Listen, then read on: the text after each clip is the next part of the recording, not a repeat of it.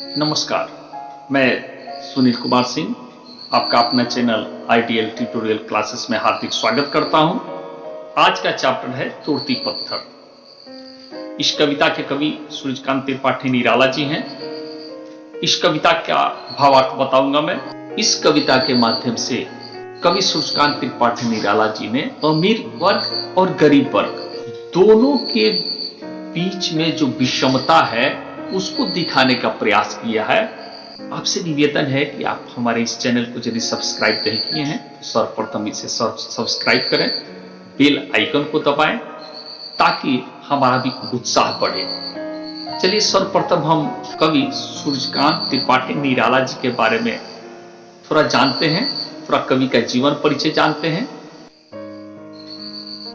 सूर्यकांत त्रिपाठी निराला का जन्म बंगाल के मेदिनीपुर जिले के महिषादल में सन 1896 में हुआ था।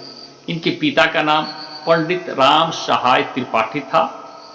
निराला जी की औपचारिक शिक्षा 9वीं तक महिषादल में हुई। औपचारिक शिक्षा का मतलब हुआ कि स्कूल आना जाना, जहां स्कूल में उनका एडमिशन था, स्कूल में जाकर वो पढ़ते थे, वो हुआ औपचारिक। मात्र 9वीं कक्षा तक स्कूल में जाकर पढ़े थे। इसके अलावा इन्होंने स्वाध्याय से संस्कृत, बांग्ला और अंग्रेजी का ज्ञान अर्जित किया। मात्र 14 वर्ष की आयु में इनका विवाह मनोरमा देवी से हुआ।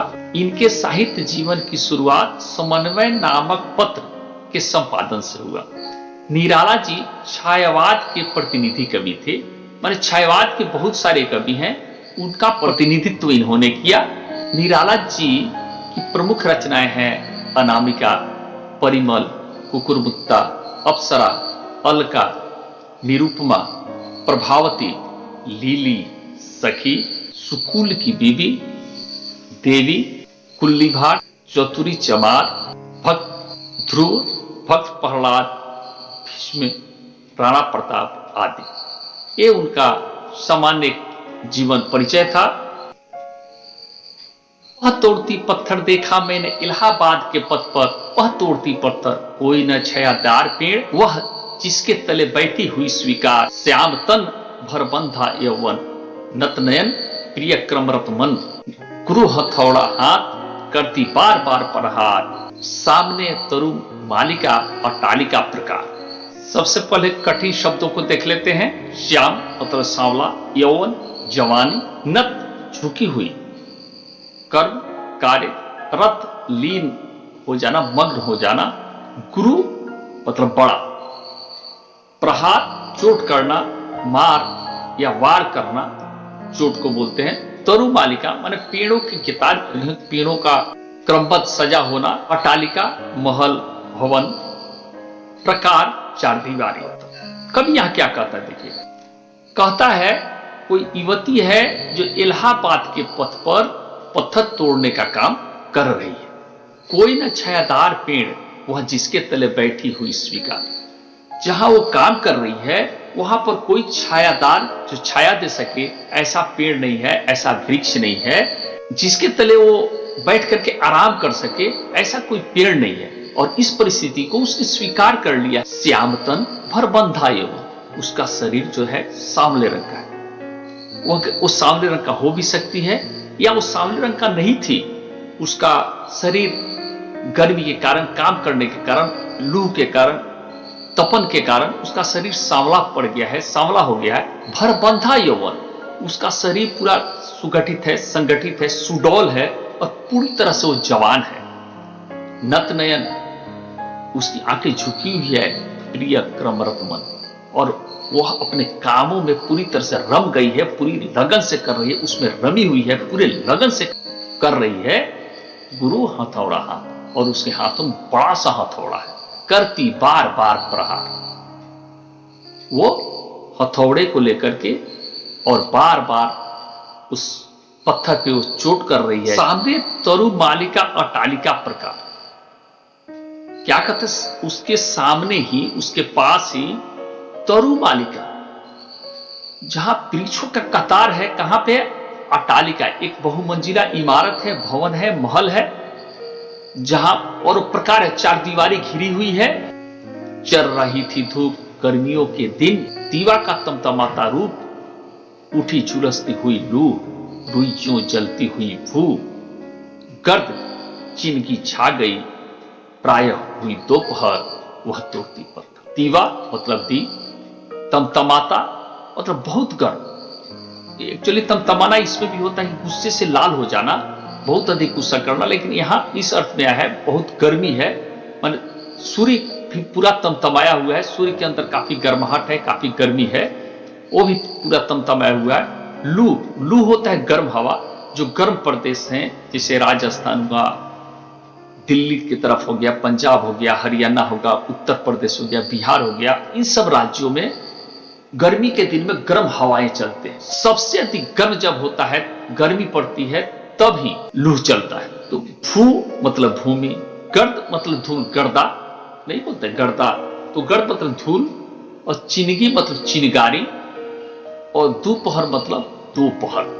वो जो काम कर रही थी इलाहाबाद के पथ पर सड़क के किनारे, एक तो गर्मी का दिन था, चढ़ता हुआ धूप था, दीवा का तमतमाता रूप, वो दिन था सबसे अधिक गर्म था, बहुत ही झुलसती हुई लू, उसमें लूह चल रहा था, गर्म हवाएं चल रही थी, रुई जो जलती हुई भू। लग रहा था कि जैसे रुई जलता है उस तरह से भूमि, धरती उसी तरह से जल रहा है, और गर्द चिनगी छा गई, और उसके धूल के कण जो उड़ रहे हैं वो लग रहा है कि चिनगारियां भरे हुए हैं। वो यदि कहीं टकराता है तो लगता है कि चिनगारियां हैं, आग की चिनगारियां हैं, वो जो जला दे रहा है, झुलसा दे रहा है। प्रायः हुई दोपहर, वो काम करते करते सुबह से दोपहर हो गया। गर्मी का दिन था, बहुत अधिक गर्म था, लू चल रहा था, इतने गर्मी थी कि लगता था कि धरती जल रहा है, रुई की तरह जल रहा है, और धूल के कण जो हवा के साथ टकरा रहा है वह लगता है कि चिनगारी आकर टकरा रहा है। इस तरह से सुबह से दोपहर तक वो युवती, वो नारी काम कर रही है और अपने काम में पूरी तरह से लीन है। आगे कवि कहता है, देखते देखा मुझे तो एक बार उस भवन की ओर देखा, छिन्नदा देखकर कोई नहीं देखा मुझे उस दृष्टि से जो मार खा, रोई नहीं सजा सहज सितार, सुनी मैंने वह नहीं जो चुनी थी क्षण का। इसका कठिन शब्दों को थोड़ा यहां देखते हैं। छिंदार मतलब क्रम भंग होना, निरंतरता टूटना, दृष्टि मतलब नजर, सितार एक वाद्य यंत्र, वो देखकर छिन्नदार, उसका क्रम भंग हो जाता है, काम जो एक लगन से कर रही थी वो टूट जाता है, और देखकर कोई नहीं देखा मुझे इस दृष्टि से जो मार कर रोई नहीं। जब एक बार ही उस भवन की ओर देखती है और फिर इनके तरफ देखती है और उसका काम करने का क्रम टूटता है, देखा मुझे इस दृष्टि से जो मार कर रोई। उसके नजर में ऐसी पीड़ा था, ऐसा दर्द था, ऐसी वेदना थी, ऐसा कष्ट था, इतना दुख था उसके नजर में देखने से कि लगता था किसी को मारा तो गया है, वो जीवन के थपेरों से, जीवन की कठिनाइयों से उसने मार तो खाया है, लेकिन फिर भी उसने रोया नहीं है। सजा सहज सितार, सुनी मैंने वह नहीं जो सुनी थी क्षण का। क्या कहता है? सितार एक वाद्य यंत्र है, सितार से तरह तरह के राग निकाले जा सकते हैं, तरह तरह के धुन निकाले जा सकते हैं। तो कवि को सितार से दर्द भरे जो राग निकलते हैं, जो धुन निकलते हैं, जो लय निकलते हैं, वही लय, वही दर्द उस युवती के नजर में दिखा। महिला कुछ बोली नहीं, बस एक नजर उस महल की ओर देखी, दूसरा नजर इनको देखी, उस नजर में, उस एक दृष्टि में, एक नजर में मैं अपने जीवन के पूरे वेदना को, कष्ट को, पूरी पीड़ा को कवि को दिखा देती है, कह देती है।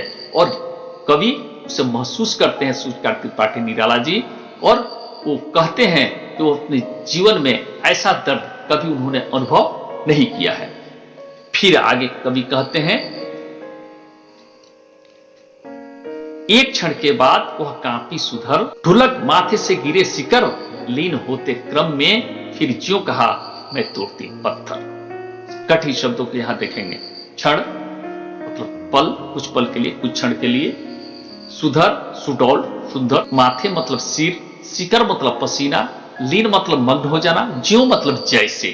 एक क्षण के बाद वह कांपी सुधर, बस कुछ ही पल में, कुछ ही क्षण में, कुछ ही सेकेंडों के अंदर उसने उस महल को देखा, इस कवि को देखा और उस नजर में अपने वेदना को, अपने कष्ट को, अपने पीड़ा को कवि को बताया और एक क्षण के अंदर उसका शरीर पूरा कांप गया और ढुलक माथे से गिरे शिकर। उसी समय उसके पसीने की बूंद लुढ़कते हुए नीचे गिरता है।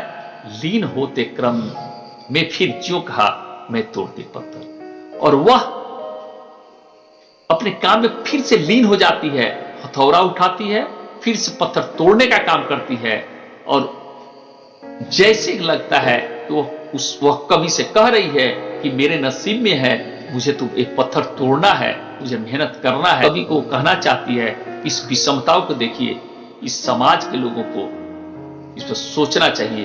अगर हम इस कविता के सारांश के तरफ जाएं, निचोड़ के तरफ जाएं, तो कहा जा सकता है कि सूरजकार त्रिपाठी निराला जी ने यह तोड़ती पत्थर कविता के द्वारा समाज में आर्थिक रूप से और सामाजिक रूप से अमीर और गरीब के बीच जो विषमता है, जो अंतर है, इसको दिखाने का प्रयास किए हैं कवि।